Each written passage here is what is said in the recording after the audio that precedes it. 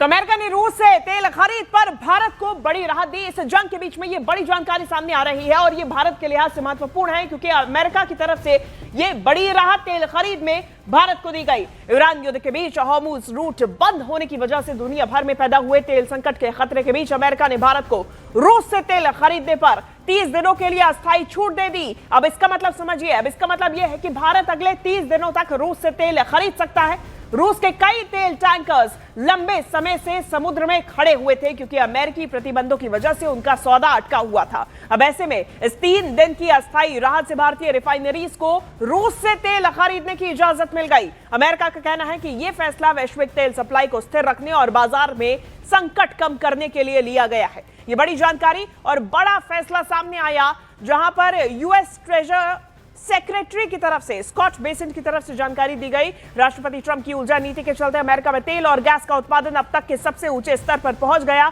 और ये भी उनकी तरफ से जानकारी दी गई। भारत को ये बड़ी राहत दी गई। ईरान युद्ध के बीच हॉर्मुज रूट बंद होने से दुनिया भर में पैदा हुए तेल संकट के बीच में भारत के लिए ये बड़ी राहत।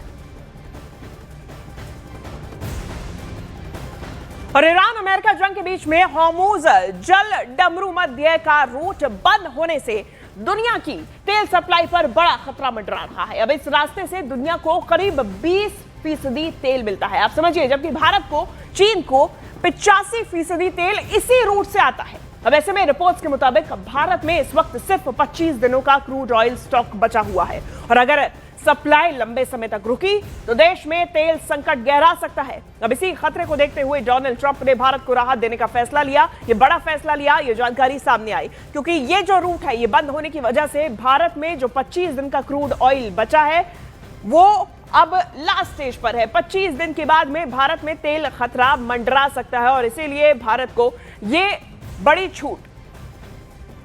और बीजेपी की ओर से अब इस मुद्दे को लेकर कांग्रेस पर बड़ा हमला हुआ, जहां बीजेपी के प्रदीप भंडारी ने एक्स पोस्ट पर लिखा कि भारत विरोधी राहुल गांधी और कांग्रेस को करारा जवाब मिल गया, जिन्होंने तेल की कमी की झूठी खबरें फैलाकर दहशत फैलाने की कोशिश की। प्रधानमंत्री के नेतृत्व में भारत की रणनीतिक तेल कूटनीति एक बार फिर सफल रही। सोशल मीडिया पर प्रदीप भंडारी की तरफ से पोस्ट किया गया। इस पूरे मामले में बीजेपी की तरफ से इस मुद्दे को लेकर कांग्रेस पर बड़ा हमला बोला गया।